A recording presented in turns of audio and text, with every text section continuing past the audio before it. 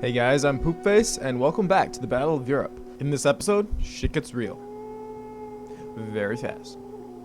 So without further ado, Let's get to it.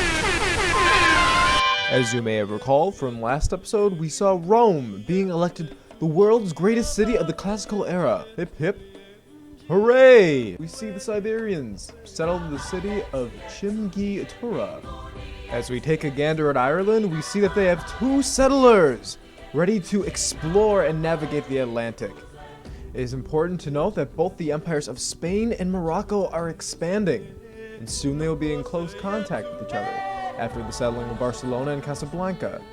Also, in Marrakech, we see the generation of another Moroccan settler. Morocco by far is the most expansive in this game so far. Also, it is important to note that Isabella now has control over the Rock of Gibraltar, which provides +2 food and +5 gold. However, being Spain, that gold value will be increased because of their ability. Kudos to Spain. Congratulations to the Pope for being the first to build a world wonder, Stonehenge. Now the Papal States is assured the first religion in the game. On a side note, Norway and Ireland adopt the ideology of liberty and become republics. This means that they will be given free settlers and free workers, and we are guaranteed to see great expanse from these 2 empires. We see a friendship between the nations of France and Holy Rome through trade. However, this friendship may be ill-fated in the end. France's army does look quite intimidating. See the great library being built in Sarmquad, making it a center of intellectual activity and technological advancement. Bravo, Timurid Dynasty. We see the lands of Anatolia quickly captured by Byzantium and Ottoman forces. We see Adrianople being established on the Black Sea. This kind of close quarters expansion can only mean war. We see Ivan quickly expanding to the east and building roads connecting his empire. It seems apparent that Napoleon is anticipating a future war, building walls around his city. We see Elizabeth quickly expanding across the southern part of the British Isles. However, the population of London appears to be stagnating. Well, that's a little spooky. We see Saladin moving down the Nile River and establishing the city of Devine in the Nile Delta. We see Ahmed al-Mansur establish the city of Tangier, attempting to dominate his control over the ivory trade and settle sub-Saharan Africa. It is a glorious day for the Papal States, for Roman Catholicism has been founded in Rome. In celebration of the foundation of the church, the Pope has sent out a squadron of settlers to settle in northern Italy. We see Isabella beginning to consolidate her control over the Iberian Peninsula, establishing the coast city of Seville, and obtaining crabs. Ew. In celebration of Ireland's advancement to the new era, King Malachy appoints a great general to conquer lands in the name of Ireland. It appears a golden age has dawned in England, as London doubles its population and sends parties of settlers out across the British Isles. Tim erects the Temple of Artemis in his capital city, which is going to give +10% population growth.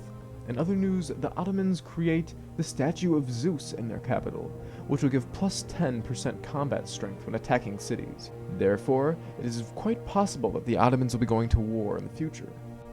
The Holy Roman Emperor establishes the city of Vienna on the coast of the Adriatic Sea. This will bring Holy Rome into the gem and spice trade, as long as the Emperor manages to keep the city out of the hands of Stefan and the Pope.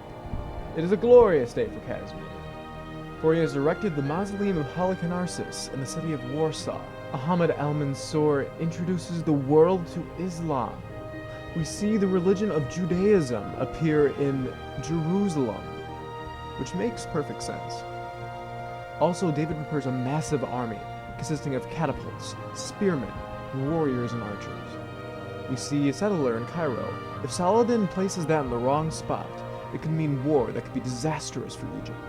The Pope founds the city of Benevento on the coast of the Mediterranean. Ha! The irony. Ireland. Do something! We see Napoleon found the city of Orleans, as well as the Emperor of Holy Rome establish the city of Nuremberg and Augsburg. However, this peace will come to an end soon. Napoleon has modernized his military, which now consists of swordsmen, composite bowmen, and chariot archers, and they seem to be mobilizing towards the east. The Emperor better get his shit together, or else he will not make it. We see a similar situation taking shape in Scandinavia. Håkon Håkonsson is quickly building up a military to attack either Sweden or Denmark. Either one of these civilizations would be easy pickings, considering they have no units and no production. In the midst of these current events, it seems we've forgotten about the Empire of Hungary. They've quickly dominated Central Europe and have found a religion of their own, Buddhism. I see a great future for civilization. It appears that Malaki is simply letting Elizabeth win. See, Ivan is quickly adding more territories to his empire and connecting them to a system of roads. This is an excellent way to develop more revenue for the empire. I am spooked. We see Wallachia and the Ottoman Empire quickly suffocating Theodora's empire. She adopts the pantheon of religious settlements, granting 50% faster border growth for her empire. Perhaps she's doing this to prevent future holdings from falling into the hands of the Ottomans and the Wallachians. However, I am afraid this won't matter very soon. It appears Suleiman and Vlad are gearing up for war by building catapults and a massive legion of archers. It appears Emperor Barbarossa is also preparing for war. He has puppeted the city of Augsburg, which means it is enhancing production of military units in the capital. Perhaps this is Frederick's way of preparing him for war. However, he is utilizing his time in his capital by building the Great Pyramids of Giza. This is not an ideal strategy. Harald Bluetooth of Denmark establishes the city of Kaupan, asserting his position on the Scandinavian mainland. Saladin daringly establishes the city of Baalbek on the Sinai Peninsula. This is a very ballsy move because Israel has the second largest military in the world, and they currently have their special unit, Maccabees.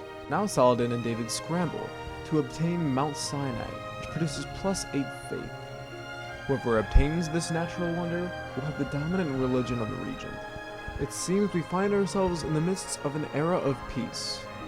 It seems everybody is sharing resources and exchanging goods between one another. Economies are booming, and civilizations are sprouting faster than ever. It seems the nations of Holy Rome, France, and Poland are racing to create the Terracotta Army. Whoever builds this monument first will dramatically increase the size of their military. On this slide, we see Vlad complete the Great Pyramids of Giza.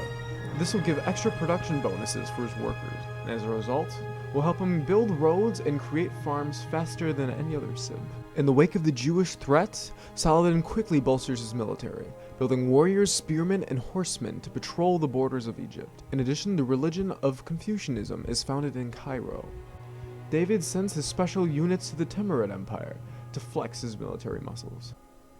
Casimir has won the race for the Terracotta Army, and as a result, he now has one of the deadliest militaries in the world, consisting mainly of swordsmen. It appears that the Great Khan has established a religion of his own, Hinduism, and it is quickly spreading across the plains of Siberia.